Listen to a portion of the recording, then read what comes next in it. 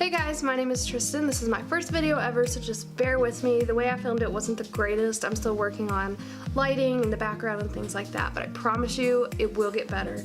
So just keep watching if you want to see how I got this foundation base for really, really dry skin.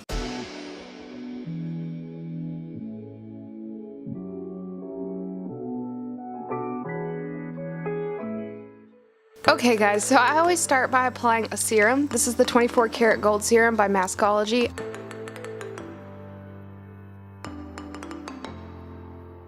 Before you do this, you want to make sure that your skin is clean. I like to exfoliate a couple times a week to remove dry patches and also moisturize and give that time to soak in. So as you can see, I'm really buffing it into my skin. I want to make sure it is completely soaked in. I even take it a little bit on my lips, just to even moisturize those a little bit more to kind of plump them up. Really just making sure that it's completely rubbed in. It really plumps up your skin and helps with the appearance of fine lines and wrinkles. So just really work that into your skin. And then I like to go in with a primer. The primer that I'm using today is the Loréal Magic Lumi primer. It's around $11, so it's really affordable. And it's a better option than some of the more expensive brands at Sephora and Ulta, but it also works really well. Now this primer doesn't necessarily make your makeup last longer, but when you have dry skin like I do, it gives your skin a beautiful luminosity. I don't have oil that breaks up my skin during the day, which is a blessing and a curse, because when you have that oil, it makes your skin look more fresh, and mine does not do that, so I have to have a little bit of help. And you can see here how the light catches the primer. Now I like to go in with a concealer. I use the Maybelline Fit Me in the shade 5 Ivory. I apply concealer before I do the rest of my makeup because when I put it on top of my foundation, it picks up the foundation and moves it around, and it's just not a good look. You don't want your foundation to look patchy and gross underneath your concealer. So the combination that I use, I really enjoy putting this on first.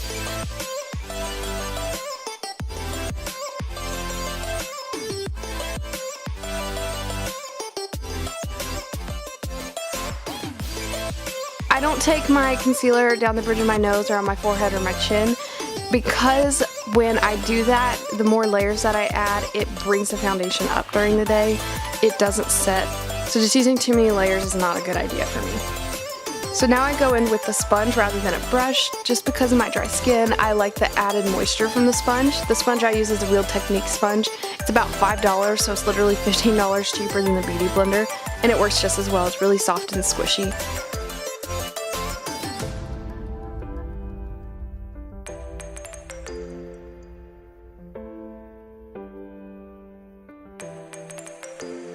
I look like I'm being really rough on my skin, but it's just because I sped that up. I'm actually just lightly bouncing it into the skin instead of swiping it around.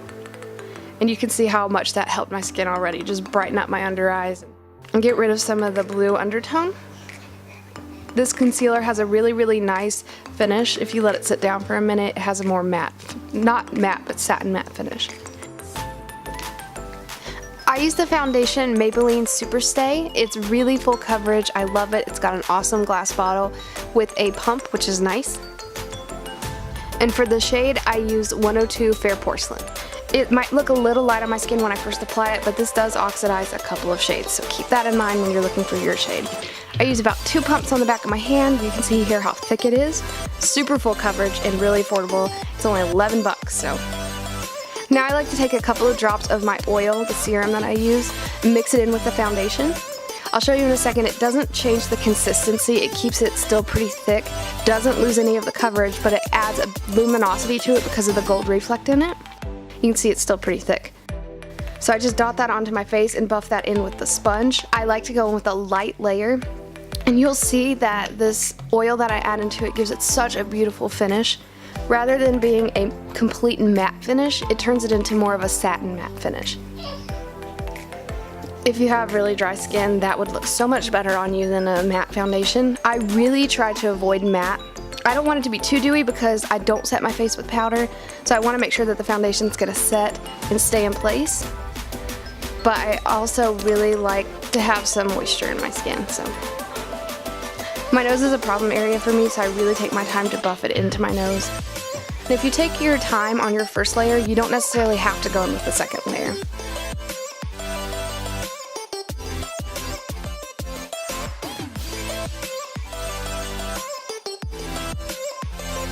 That's the finish. I take a little extra on my forehead just because I want a little more coverage there.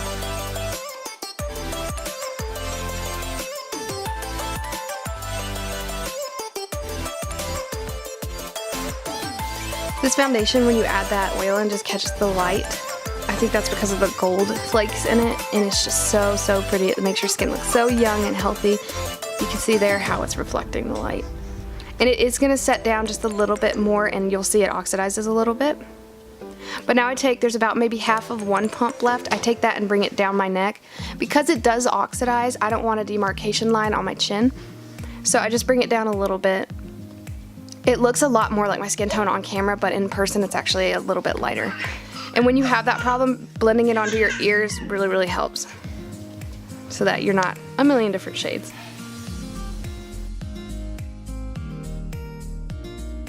Okay, so this is the brush that I use to bronze my face. It's a Real Techniques full face powder brush.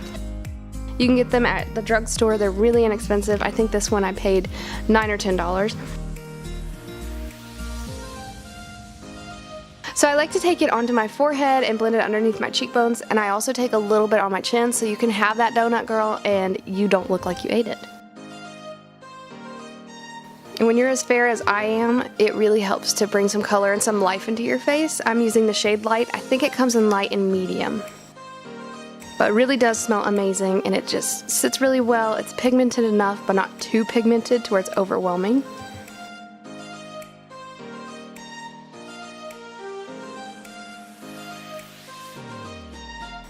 I also like to take my brush and smush it down and take it underneath my lip, and that creates a little bit of a shadow to make your lip look even more full. I wish I could figure that out for my top lip because I have a huge bottom lip and no top lip to speak of. Now I go in with my Maybelline Fit Me powder. It's the loose finishing powder in the shade 05 Fair. And I don't set my entire face, but I do like to carve out my cheeks with it. So I take a little bit of that powder into the lid, use my sponge, and carve out my cheekbones. Using a damp sponge is really the best way to apply it. You get a crisp, clean line, and it just makes it look really, really nice. And the little bit of moisture from the sponge helps the powder to melt into your skin.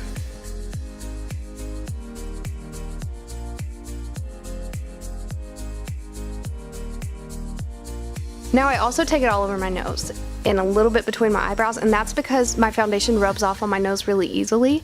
And rather than going in with another layer of foundation and some concealer and things like that, I just go ahead and powder it because, one, this powder has a beautiful finish. It doesn't make it look cakey or dry. And two, because it gives your skin just a little bit more coverage. It really smooths things out and makes it look pretty darn flawless. Now I go in with my blush, and the blush I've been using is Covergirl Instant Cheekbones.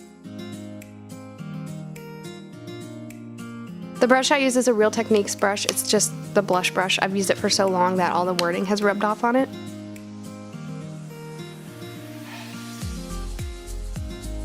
I just tap off the extra and take it on the apples in my cheeks and really buff that in. I do go a little heavy-handed on the blush, but that's okay because you'll see later that I blend it out with the powder. Also, my blush tends to fade throughout the day, so I don't mind if it's a little heavier at first because it fades. Now I like to highlight, and I go in with the Wet n Wild Mega Glow highlight in the shade Blossom Glow first.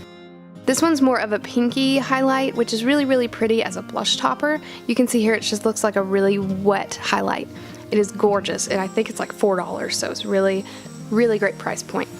I also go on top of that with the Physicians Formula Butter Highlighter. I literally just got that because I thought it would smell just as good as the other, and it does. It smells like vanilla cupcakes and paradise. And that one's a really wet one too, but it's more of a pearlescent. It's actually the shade Pearl. Has a little bit of a pink reflect, so it looks really nice on top of it, but it kind of tones down the pink so it's more wearable for different looks. Sometimes I go in with a damp sponge like I'm using here. That really melts the product into your skin, and it looks really gorgeous when you do that. You can also use a brush, and honestly I use my finger a lot of the time too. So no matter how you blend it out, it's gonna look good. Don't even worry about it. I take that on my brow bone, on my cheekbones, on my nose when I dust off the powder. I put highlighter everywhere because, like I said earlier, I don't get oily, so I really need some kind of dew to my skin. It really does just make you look a lot younger and healthier.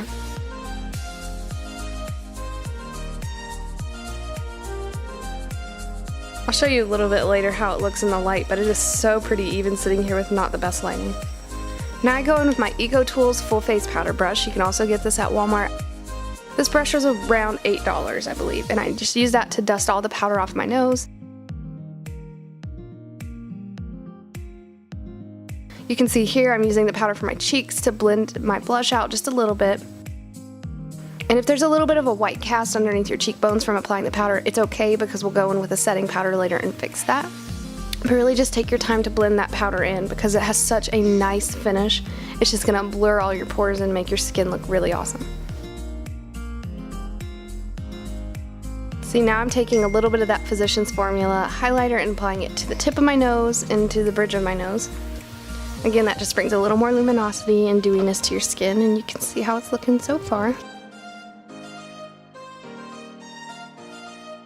I really go in with it. That is the best secret for dry skin. It's just putting highlighter everywhere.